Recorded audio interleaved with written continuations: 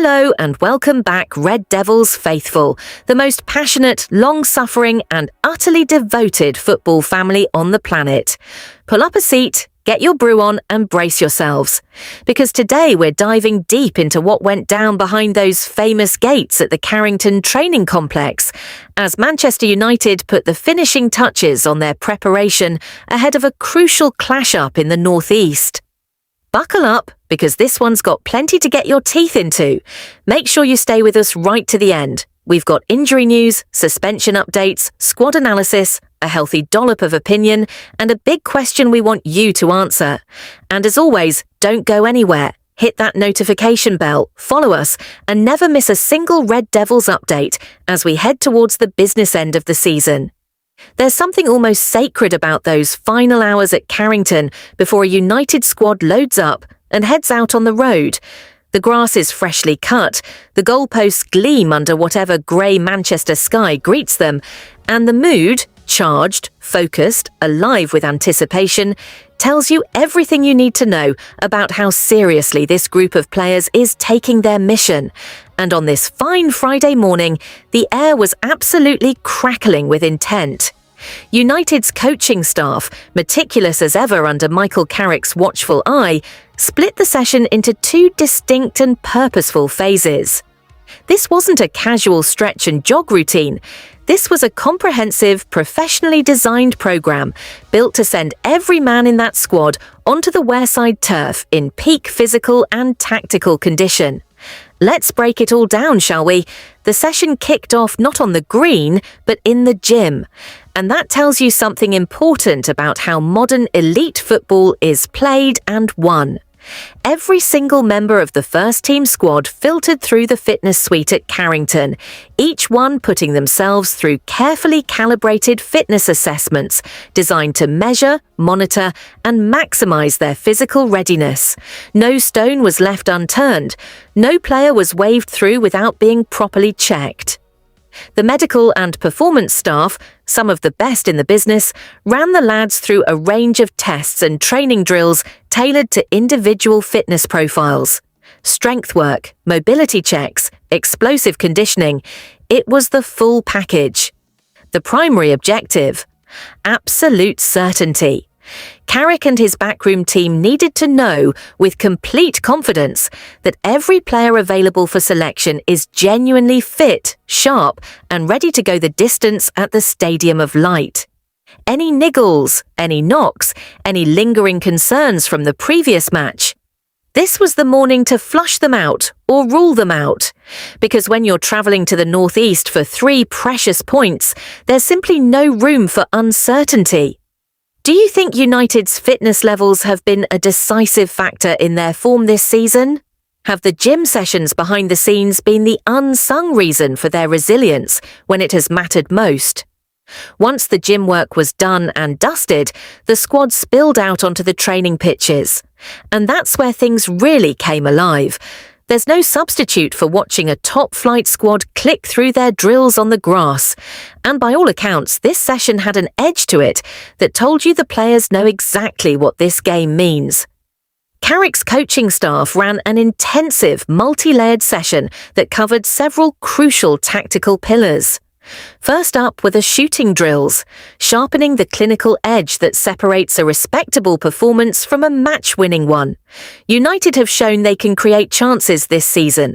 The question, as always, is whether the lads can convert when it counts on a big away day. These drills are designed to bake that confidence in, to make putting the ball in the back of the net feel as natural and instinctive as breathing.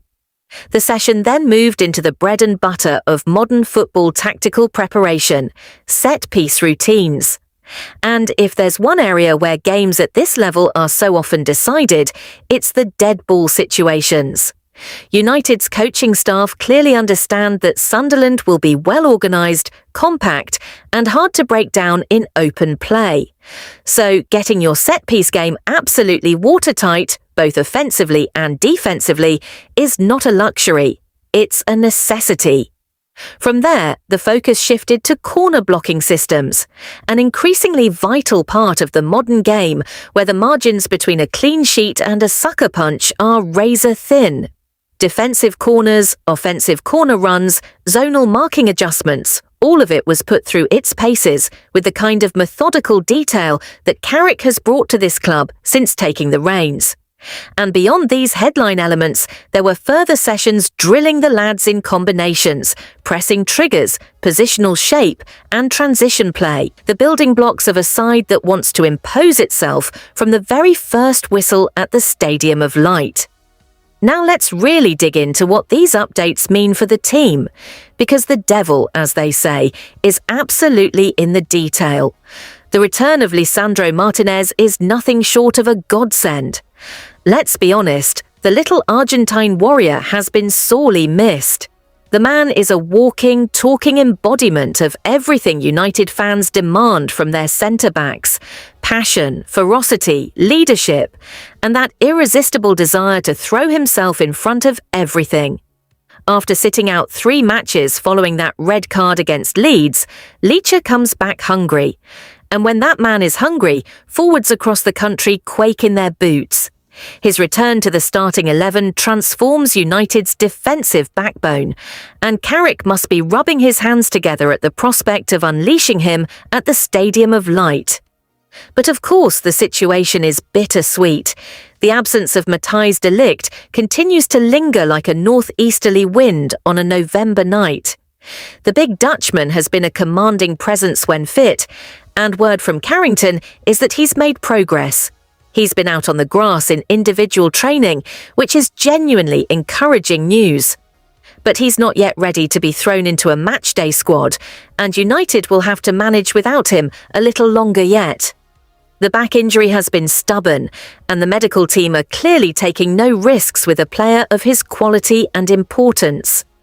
With de Ligt still sidelined, can Martinez, even back to his brilliant best, and whichever partner is selected alongside him, truly provide the defensive solidity United need for a title push?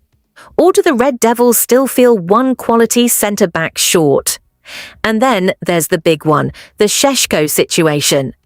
Benjamin Šeško has been a revelation at Old Trafford this season. The man is a physical specimen, a penalty box powerhouse, and precisely the kind of striker who can win a match with a single moment of brilliance. The news that he aggravated a shin injury during the victory over Liverpool is genuinely worrying. There will be a late fitness test.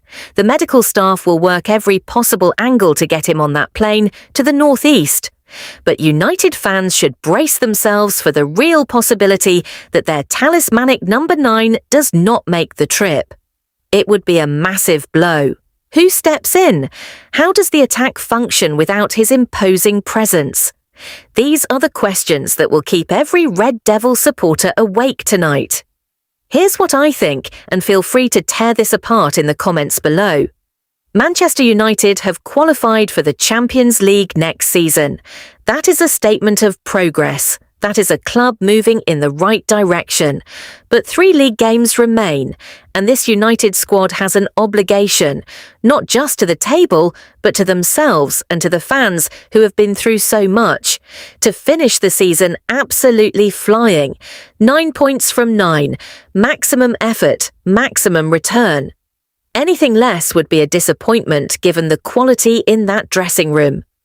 The Sunderland game is not one to be taken lightly, even with all the obvious caveats. The lads up on Wearside have had an incredible season themselves. The Stadium of Light will be rocking, and nobody should be making the trip to the northeast expecting 3 points to simply be handed over.